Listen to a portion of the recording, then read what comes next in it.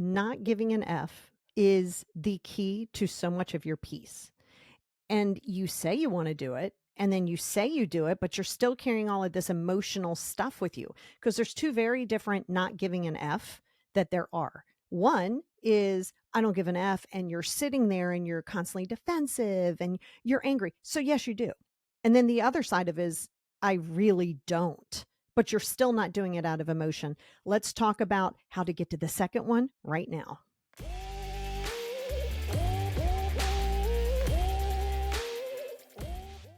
Hey, everybody, and welcome back to the Positivity Experience. It's your girl, Lori. Woo! I am recording this for you on the first day of fall. I realize you're getting it, I think, the first week of October or second week of October. Oh my gosh, I'm so excited that we're here. Of course, you guys know that. You know how much of a fall girl I actually am. This is a great topic. Oh, and that kind of goes into it. If you're like, oh, I don't really like fall. Well, I don't really care. And it's not being rude. It's that it doesn't affect me. I don't have to second guess it. I don't have to go, well, should I not care? That's where you get caught up. You get caught up in, oh my God, they said this or they think this. And should I care? And no, you shouldn't. And those are the things that we're going to talk about. We're going to get deep here as far as harshness and directness, but that's why you're here. If you're new here, that's how it all goes. And it's not going to change now. There is a worksheet that is going to be so good and is going to address many of the things that you feel like, man, I don't know where to start. Go to Patreon, patreon.com/the positivity experience. The link for that, the link for the website to book sessions and to get the free Letting Go workbook. And hopefully by the time this is out, you'll be able to purchase the 5 journals. They are 5 transformational journals. If it's not available right now, it will be in the very near future. Like I said, I'm a couple of weeks ahead, and it's key. But it's only going to work if you are willing to do the work. So make sure you go, you get the worksheet. It's a great start. It's not a miracle cure. And that piece of it is something that you have to remember. It's not fast. You hear me say it. I'm going to say it every week. It's not fast. You have to be willing to stay on the same topic. You have to be willing to be triggered. And if you're not willing to be triggered, and if you're not willing to face yourself, then you're not going to grow at that time. Maybe that's just not where you are right now. And that is okay. It's kind of one of those things that you can say, I don't give an F. And it's not even just about people, it's about situations. Over this past week, my AC has been broken for like 2 weeks. I'm waiting to get it installed. The parts came in last week, but one was messed up, so it's not going to be in yet. I was closing my pool. There's a part that I think is broken there, so I'm replacing that. My phone had an issue. I worked 12 hours on that. No, I was not rattled. Was it frustrating? Yes. Was it inconvenient? Yes. Was it expensive? Yes. But I didn't really care as far as when it wanted it to be done. It's just when it was going to be done. And this is where control, ego, attachments, all of these are going to come into play. And remember, this is not about shaming yourself, but it is about awareness. So you have to remember that there's psychology to this, and emotion is like currency. Your energy, side note, your energy is always going to be the most important currency that you have. So if you look at your energy and you say, how much energy am I contributing to the depletion? So look at you as having a boat. You're sitting in a boat. In that boat, you have a hole drilled in it. No matter how often that you're chucking all of this water out in a bucket, does not matter. Water is still seeping in. And listen, you're not going to be perfect with this. There's no such thing as perfection. Your goal is 75 to 80% of the times as an average. But in neuroscience, it's your brain has a very limited attentional set of resources. So every time you ruminate, you're depleting that capacity. Your social comparison theory, that's by Festinger, by the way, that explains why we tie self-worth to others' approval. So in research, it's showing that caring about too many things increases your cortisol, adding to your stress. And giving too many F's isn't just mental, it's physical stress on your body. In theory, you're like, yeah, that's where I want to get. Well, again, you haven't gotten here overnight. You didn't just wake up this way. You've been this way for a very long time. No matter if you're 20 listening to this or you're 90 listening to this, that's how many years. And we know trauma contributes to it. Society contributes to it. So we're aware as to where it is, but that can't be the excuse of why you're not addressing it. So let's go into the brain for a hot minute. I promise I'm not going to stay there because it can get very boring and technical. But as you know, we have this various amounts of your brain, the hippocampus, prefrontal cortex, your amygdala, all of many other places in your brain. And again, I'm always going to tell you, your brain is smart, your brain is stupid, because your brain is always going to believe what you feed it. But your primitive brain, your criminal brain, good God, you're not that. Your critter brain is where I was going with that. Your critter brain, your reptilian brain, that is just wired as it is. So you can only maintain so much. Think of it as a cup, and you have water in the cup. And let's say the water is to the top of the line. You can keep filling it and it's just going to go all over everything. This is where the rumination isn't serving you, the control isn't serving you. These things are not good for you. Now, you might say, well, I have ADHD, I have depression, I have bipolar, all valid.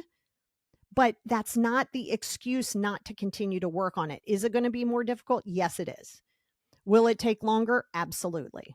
Will it take even more consistency on your part? Guaranteed. So you have to know, okay, it's going to be a little bit more of a challenge, but it's not impossible. So before we even go into the redefinition of it, I think one of the first things that you need to realize is you have to be willing to be alone.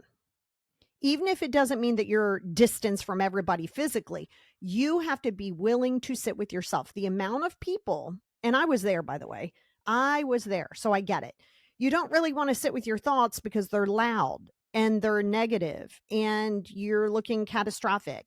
You're thinking of all those things. So it's much easier to focus on what somebody else is doing. What actions are they doing? Why aren't they doing these things? If they would only do these things. It's much easier to look at someone else and project it because you're putting it on them than it is to look at yourself and go, oh my God, I don't even know where to start. Does this mean I really have to accept that maybe my spouse isn't for me? Do I really have to accept that, you know what, as much as I love my parents, I can't be near them? Are you willing to do that? And I know you're going to tell me yes, and I know you're going to tell yourself yes, but are you actually willing to do it? So it's not about apathy. And I think when people think, oh, not giving an F is about apathy. No, it's selective caring. You are allowed to care selectively. Everything can't be equal as far as the importance that it is to you. This is where you get yourself caught up separately, where you get yourself caught up in, I need to do it all. I need to make sure this is done and that is done and this is done. Your brain can't maintain that. And as much as you feel like everything is important, and I'm sure it is to some point, it's not equally important, even though you convince yourself that it is. So ACT therapy, that's oh my God, acceptability and commitment therapy. It is one of the best things. I love to do it with my clients, as well as exposure therapies. It's so imperative because this is the acceptance. I mean, it's a for real psychological thing. It's not just some fluffy thing. Acceptance and commitment. This is big for death anxiety. Trust me, I know. Death anxieties, overthinkings, radical acceptance, acceptance and commitment therapy. And it isn't going to be fast, but it's emphasizing and clarifying what your values and needs are. You got to know. I did a podcast a million years ago, I feel like. If you go back, it's about core values. Like, what are your core values?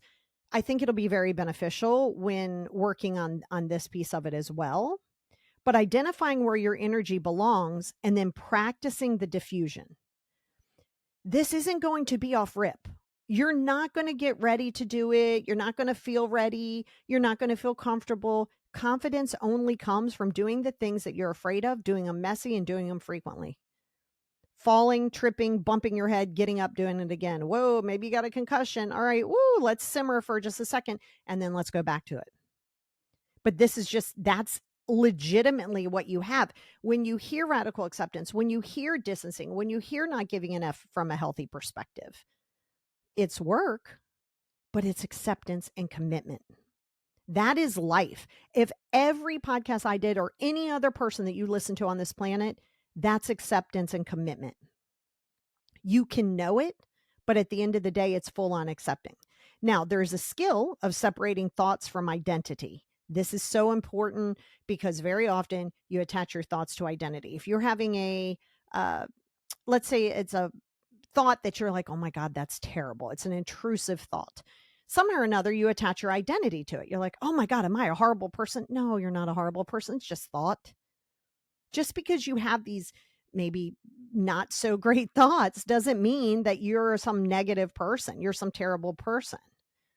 But instead of battling every intrusive thought, what the ACT therapy, accountability commitment therapy, teaches you to notice, accept, and redirect towards what matters most. You will have intrusive thoughts. Not might, you will. Now, if you have anxieties, you have other things, you're going to have even more of them. So they're going to be even more, amplified. But at the end of the day, you can't battle that. You can't stop running from things. Stop trying to run from your anxiety, your depression, your bipolar, your ADHD, your obsessive. Stop running. You have to sit in it. I did a whole podcast on feeling your feelings. You might want to go back and reference that as well. And if you're on the Patreon or if you're not, you want to get that worksheet. It's going to really help you understand how to actually feel it. But when you're noticing, you're looking at it without judgment, you're accepting it, and then you're saying, does this serve my best and highest good? If it doesn't, then we shift. That's the Stoic philosophy, and that's focusing on controlling only what you can. And this becomes that framework of deliberate caring, which is essentially what it is. So I'm sure you heard Mel's let them theory. And again, she didn't create it. It was created by Cassie, who about domestic violence. And she's using it, and Mel's using it to really, help people understand Stoicism. At the end of the day, no one on this planet today has created Stoicism. Stoicism is many, many, many years ago. So if you're using, say, let them theory, that is Stoicism.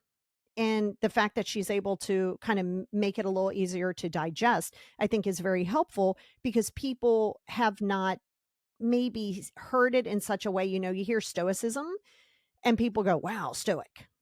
But when you break it down in a different way. Now, that being said, whether you're Stoic, whether you're letting them, first of all, you're not letting them. First of all, you're not Stoic.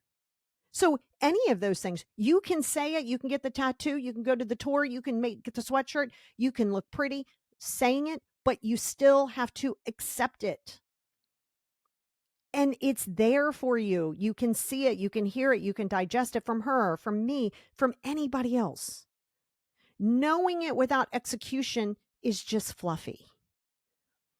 Just because you hear it, just because you subscribe to it, just because you're like, wow, this was very helpful, regardless of where you get it from. Stoicism has been around for years and decades and centuries before any of us were on this planet. But Stoic philosophy is to focus on controlling only what you can. You really want to get, seriously, you need to book sessions with me or somebody. You got to get on my books or somebody's books, because when you are in that place and you're looking at the affirmations and you're letting them and you're saying you're Stoic and you want to do the work and you're saying those things to yourself, I don't care how often you say them. You must get uncomfortable. You must practice it. You must mourn the idea of what you wanted it to be. You must not fall in love with hope. So you know it, it's on the horizon and you want to get there, but you're not taking the action to get there. You're not committing to yourself. You are until it isn't fun. Everybody jumps on board. I can't wait to new year, new me, better me, blah, blah, blah. And then when it gets mundane or it gets boring or it gets whatever you want to call it, now you're done. That's not accepting it. And that's certainly not letting yourself let them. It just isn't. So this is where you have to understand this becomes the framework for deliberate caring. You don't care about everybody's opinion. Who cares about it? There will be people who love this podcast. There will be people who hate it. There'll be people who like me. There'll be people who hate me. That's not my problem. And I really, truly don't absorb it. I focus on who this podcast is for. I focus on working with my clients who are tired of their own shit. That's who I'm good for. Those are the people that I am here for. And that's what you have to understand. Why are you trying to be everything to everybody? If you're everything to everybody and everybody likes you, you're not putting yourself as a priority. Getting everybody to like you should never be your priority because it should not happen. And I hate to use the word should, but we're going to go with it for the sake of the conversation. You have to remember that what you care for most is yourself, is your peace. Yes, you are your first priority over your family, over your friends, over your job, over everything. That is not ignorant. That is not selfish. You can only subscribe and give care to the things that are the most important for you when you are your main priority. How are you going to start, caring and allowing people to be themselves, to be around you, understanding who and what should have that access?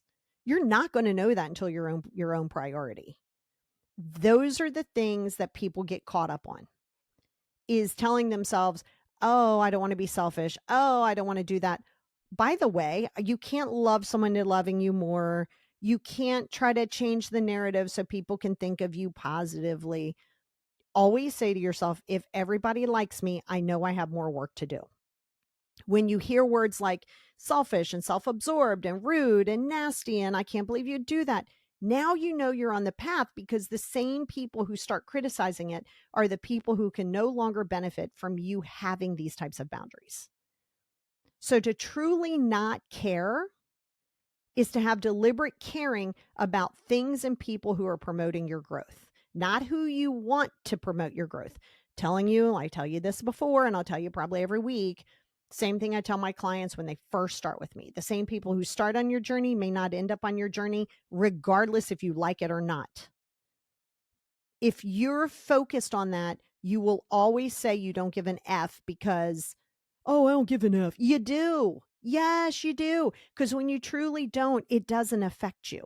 Think of it as like going out and keeping your head above water, like not in a negative way, like, oh, you're keeping your head above water, but let's say over the horizon, and realizing that your vibration, you've heard me talk about this, your energy vibrations will attract the energy in which you are promoting. This is why when you walk into a room outside of being paid to do so, you want to be the dumbest person in the room. Okay, let's just use the word dumb. I know people get all triggered by that, but it just is what it is. You want to be the dumbest person walking in the room so you can absorb from the people who are uh, working on things. They are promoting themselves. You always want to elevate up by resonating and keeping people in your circle who are elevating on the level or higher and further than you are. The reality is your mom may not be the healthiest person for you. Your dad may not be the healthiest person for you. Your spouse right now may have been a spouse that you did just as a way to get out of the house. Like, oh, I got to get out of here. This is my ticket out. Maybe you've been beaten into submission emotionally because you were told you can't do it without me. You suck without me. You're crazy and nobody else is going to put up with your crazy. I mean, a multitude of things. By the way, that's not true. That none of that ignorant statement, narcissism, manipulative statement of, you're so crazy nobody would ever take you. That's all bullshit. Don't believe that. Always know that that's some crazy manipulative narcissistic thing that may have worked in the past, but it isn't now. So how do you audit that? Well, first of all, you got to be aware is where you're doing it, because in order to apply it, you got to know where it's coming from. So you want to audit them. Here's what I want you to do. Now, we're going to go way deeper on Patreon. Again, highly recommend it, but we're going to do a little bit of that here. You're going to write down what drains your mental energy. Just write it down. Anything and everything. Don't just look at the things that you think are the biggest things and the biggest issues. You don't want to do that. You want to focus forward and look at all of the things that you feel drain your energy. And it could be your own self, seriously. Now, you want to put them in two columns: within my control, without my control. And what's out of your control is how people see you, what they think of you. In my case, when the air conditioning gets installed, out of my control. Why would I set separate? Why would I give any F's on something that's out of my control? I can't make my air conditioning show up. I can't do that. So for me to get overwhelmed with anger and I can't believe this and that's on me. That doesn't serve me. So you say what's in your control and what's outside of your control. not how you want it to be. You're going to have to take your emotion out and look at it as fact finding, not what you want, facts. And what you want is not a fact. Now, once you can do that, you want to set that emotional boundary. This is where you have reframing. This is when you reframe it, it's reducing that reactivity. Here's an example. If you reframe, they don't like me, so I must be wrong, because that's always going to be in your head, to their opinion is data, not a directive. It's data. And very often when you see that someone only has the capacity because they're only choosing to have that capacity, not everybody's working on themselves. And sometimes this journey for you can become isolating because you are working on yourself. The issue that you have is you're trying to drag all these people along with you. You're trying to drag them into their own growth journey, or you're trying to drag them on yours. Sometimes people you just have to close that chapter regardless of the relation. So as you're looking at this and you're reframing it as data, you have to practice strategic disengagement.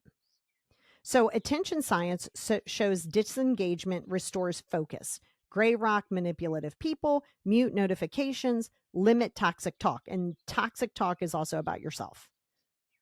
Muting notifications. Listen, I know I constantly tell you this, but here is a fact. Here's a science fact, a psychological fact.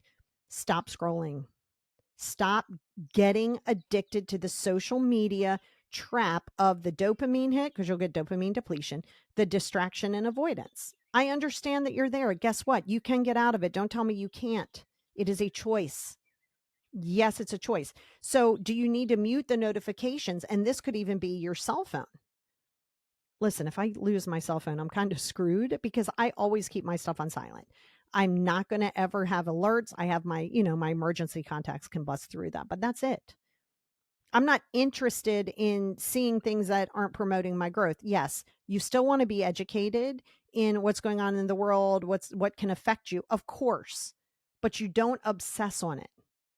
Very often, what you're putting your energy in, you're doing that to yourself.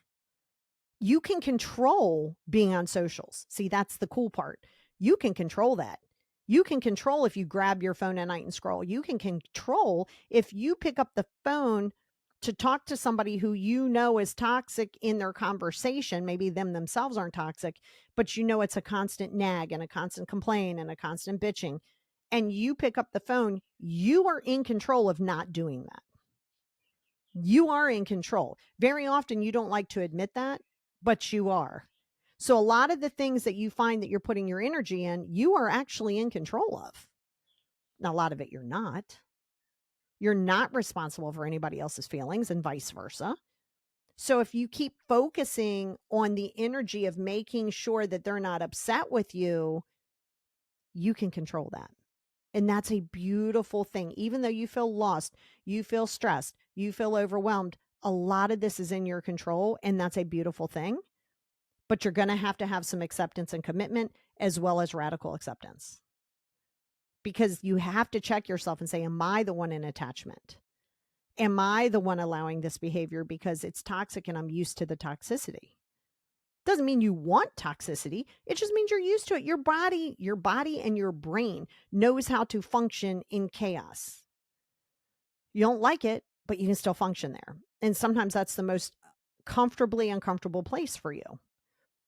But that's why you want to carefully behavioral look at it as your energy currency from your behavioral aspect, and calls this opportunity cost. What is the cost? What is your expenditure of finances, of money, of energy? What is your expenditure? Are you putting it in the right place? If I give you $100, how are you going to spend the $100? Yeah, it's where what are you going to buy? This is important when you're looking at your currency. Every yes to others is a no to yourself. You have to practice the pause before committing. Big time. Stop giving time-bound things. Sure, I'm busy till noon. Don't do that, because now you're telling them you can work around this. Your response is always, hey, not sure. Why? What's up? You never tell somebody I'm not doing anything, or, oh, sure. What do you need? No, Pause. Every single time you say yes to something, you're saying no to something else and vice versa. You got to say what it is saying no to myself is saying I give an F because of what people think of me. You're saying no to yourself. You are doing self-neglect there. That's awareness. Don't sit there and shame yourself. And oh my God, I can't do this right either. Don't do that because now you're going to go into victim mentality and we're not going to do that. So there's benefits. There's so many benefits. So you're looking at some of the things that you have to let go of. You're not losing them, by the way. People and situations are not keys or phones. You don't lose them. You separate from them. So I think that's the first thing that you want to get clear on. When somebody's out of your circle, out of your space, out of your immediate, it isn't a loss. Even if it feels like something you got to mourn for a brief period of time or grieve through, it's not a loss. It's a free up. If you have constant negative energy, and I'm saying in personal life, sometimes you can't always avoid it at work. But when you're sitting there and if you're constantly in this state and constantly in this state, how can you get anything positive? How can you get the people and situations that are going to benefit your growth if you keep stuck? If you keep these toxic, dark energies, doesn't even have to be people around you because you want them to be lighter energy. They're not. They're not. So you got to say, is it okay for me to distance things so I can fill the spot with something that benefits me? Taking it way back a million years ago when computers first came out, yes, I was there. And you would do this thing called defragging your disk based on, you didn't really have scrolling, but based on the work you did, it would leave these little empty fragmented spaces. So you wanted to defrag your disk pretty frequently. And when you did, and before it started, they would have, different things filled, and then there'd be a space and different things filled and a couple spaces. So when it would defrag it, it would make it to where that was all, simultaneous right there. So it had to get rid of something. Sometimes the people and situations are those empty spaces. You got to pull the emotion out of this and put it on paper. If you look at, let's say it's your sister, okay? Let's do this in real time. You put everybody down on a piece of paper and you say, how is this benefiting my growth? How is it not? Now, everybody is not going to benefit your growth 100% of the time. You yourself are not going to benefit somebody's growth 100% of the time. That's silly. But when you look, because we're all going to have not so great days, we're going to have some not so great seasons.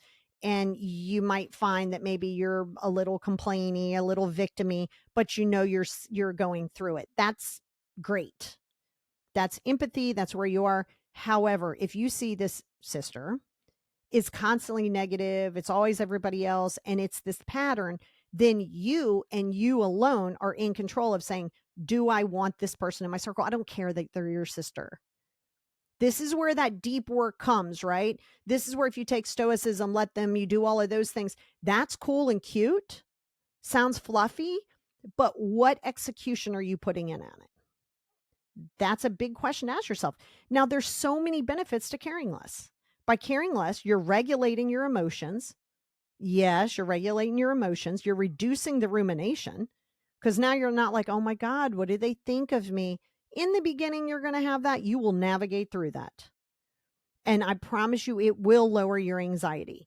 Now, sometimes it's going to have to get worse before it's better because you're going to have to get uncomfortable. You're going to have to sit in that discomfort. You're going to have to allow yourself to be called every name under the book except for your first name and know when to separate from it because you'll be called everything in the book except for your growing.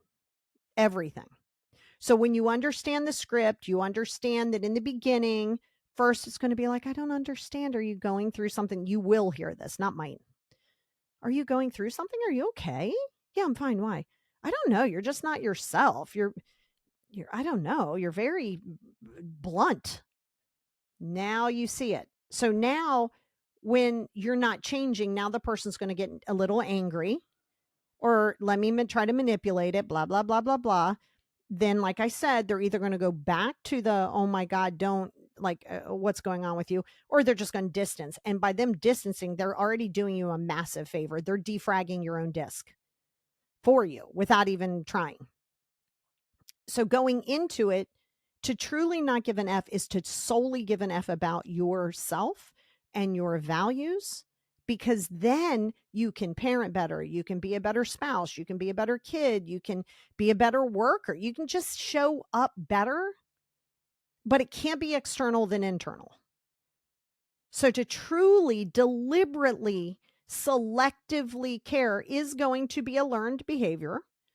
It's going to take you a minute. Stop rushing that, because you're going to have to go back and forward. You're going to have to, realize, whoa, I still care what people think. And to truly not care is a learned behavior. It's a learned acceptance. But I promise you, when you get on the other side of messy, it is stellar. It is beautiful. It is sunshine. It is rainbows for your head. Does that mean every day is going to be sunshine and roses? Hell no. You going to have shit days? Absolutely. Are you going to have things that you didn't plan for? Guaranteed. But in your energy field, it is sunshine and rainbows, because you have learned that it's not going to be a directional path of just amazing positive things. You're riding the wave. So this sunshine and rainbows go, hey, you know what? We're capable. We can navigate this storm.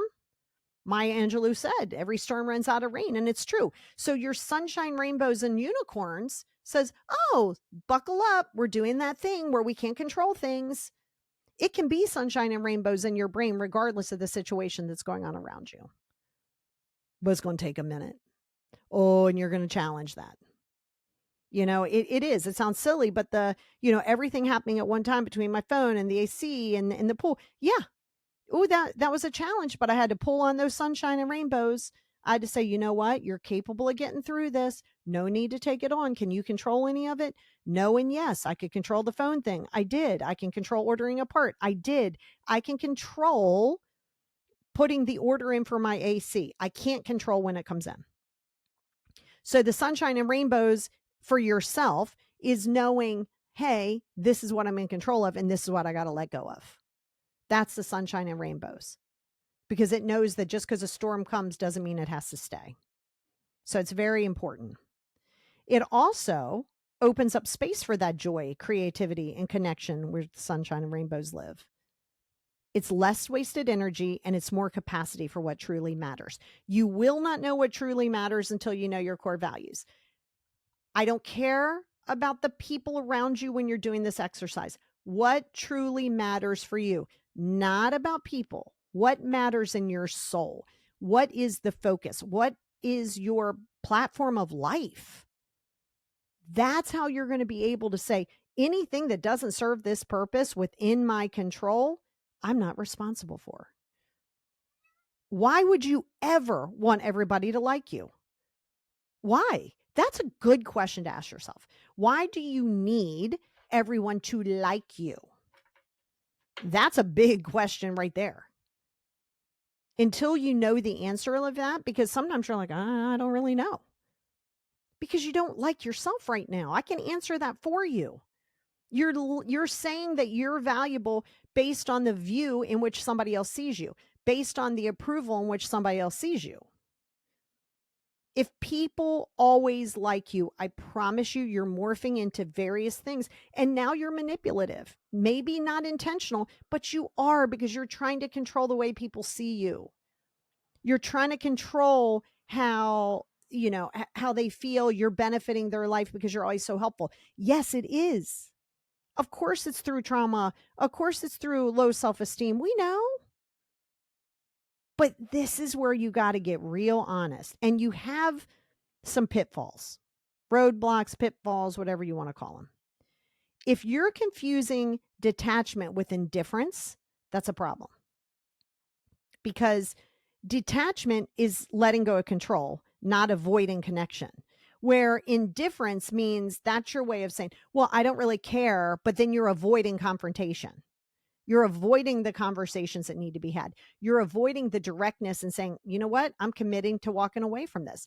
I'm committed to telling someone, once I realize it doesn't benefit me, hey, you know what?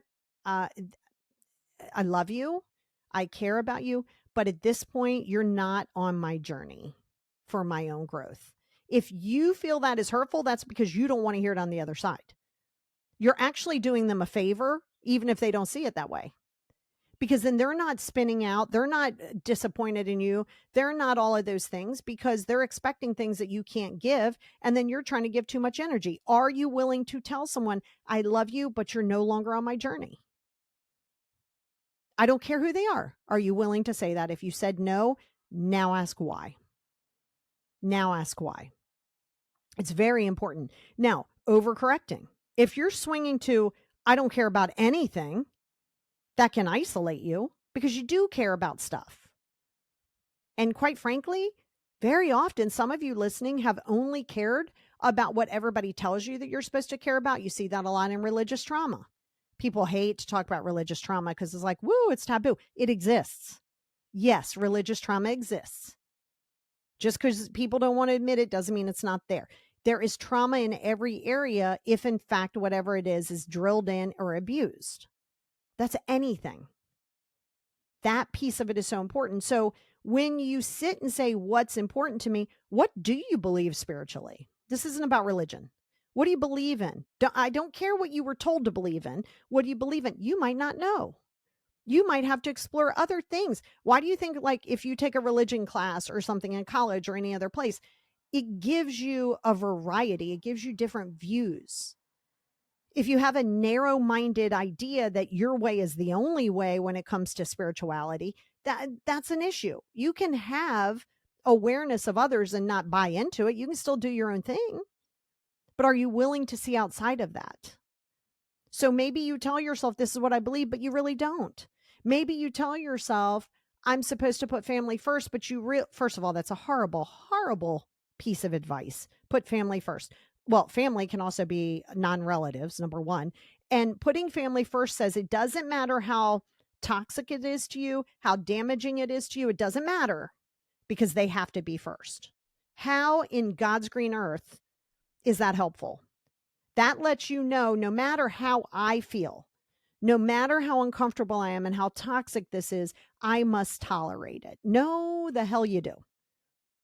You do not. And this is important because that's where transformation is going to exist. Why are you afraid of your family distancing from you? If you are true to yourself, why does it matter? That's where you're getting hung up on. That's where you're trying to find fast fixes. That's where you're trying to find this mecca of an answer that it's everybody else, not you.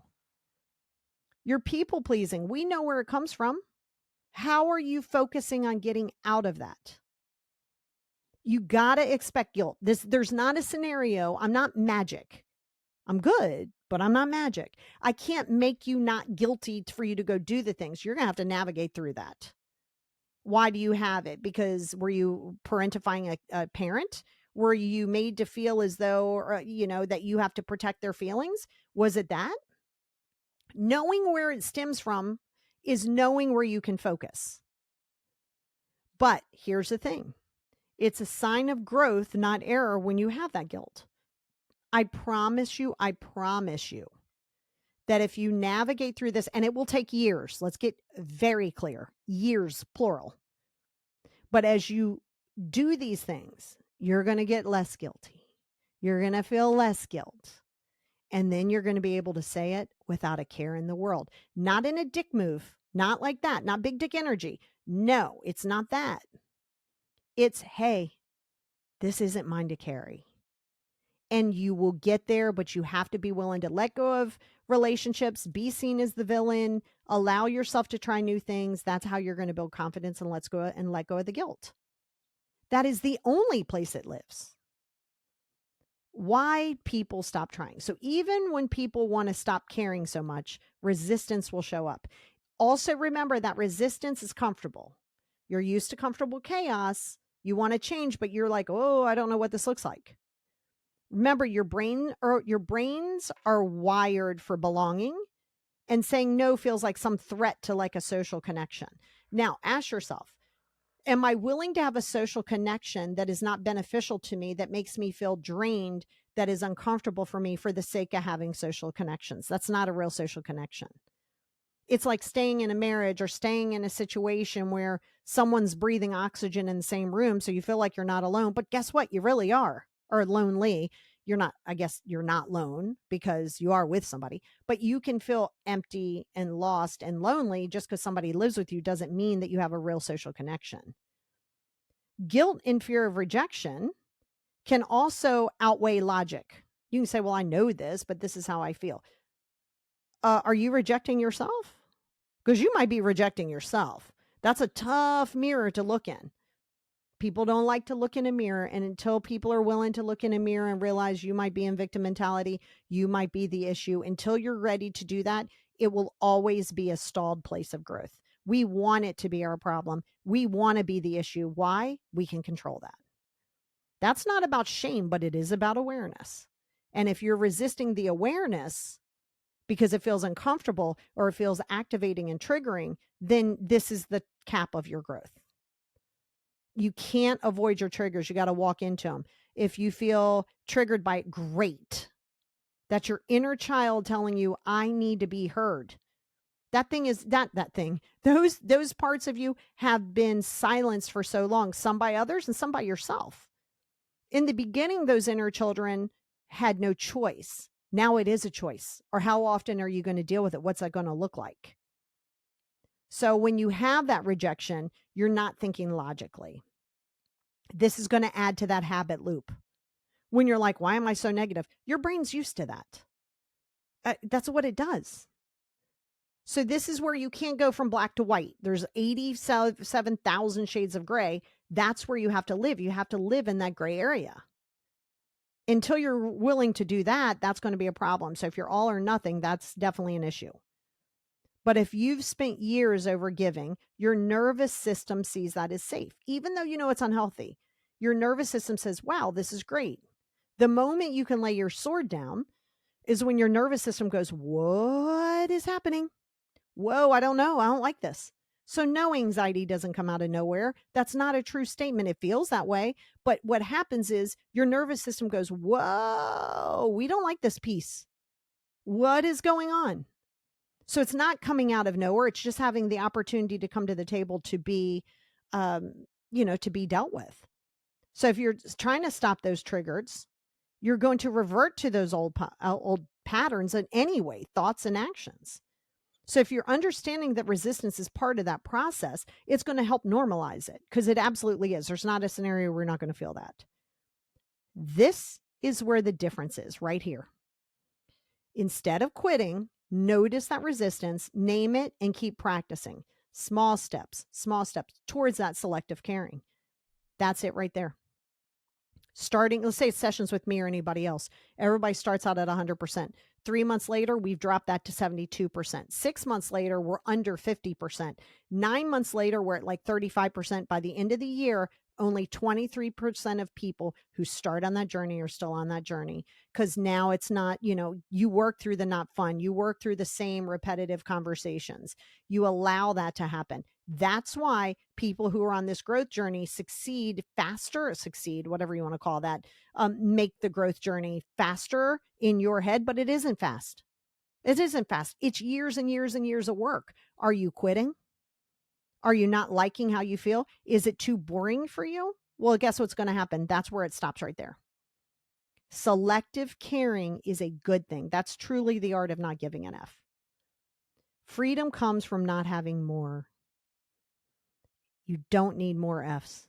Freedom doesn't come from more Fs to give, but it is continuously choosing fewer. You get to choose what it is. So you need to ask yourself, what's one thing that you've been given too much energy to that doesn't align with your values? Let it go for one day. Notice that relief and the space it creates. That's where the 5 journals will come in handy. Yes, there's a reason. There's also psychology behind it. There's a reason I created it. And it is effective, but are you willing to do it? Or are you going to say, I don't know, I don't really want to even journal in one? Well, that's where it stops. That's where your growth stops. You can't wait to feel like it. You can't wait for somebody to approve it. Stop doing that. Because then you're saying one thing and you're doing another, which is causing cognitive dissonance. You are capable. What you give an F about is your piece. of your values. And sometimes you have to decide what that is by sitting in that discomfort. So what are you willing to do? How far are you willing to go? How uncomfortable are you willing to be? And you will go forward and you will go back. How much patience are you willing to develop? Because you're not going to have it in the beginning. How much patience are you willing to develop over a long period of time? That's what you focus on. But where you're expending you're hemorrhaging energy that you don't have because of your attachments, your insecurity, your low self-esteem, your trauma. We understand that. But what are you doing about it today? And when you get there and you start to get very clear as to what that is, not only do you show up for yourself, you show up for all of yourselves that have always been exposed to things that have just created these nervous system things. You get selective. You choose what it is you give an F about. It takes time. It takes practice. But do you think you're worth it?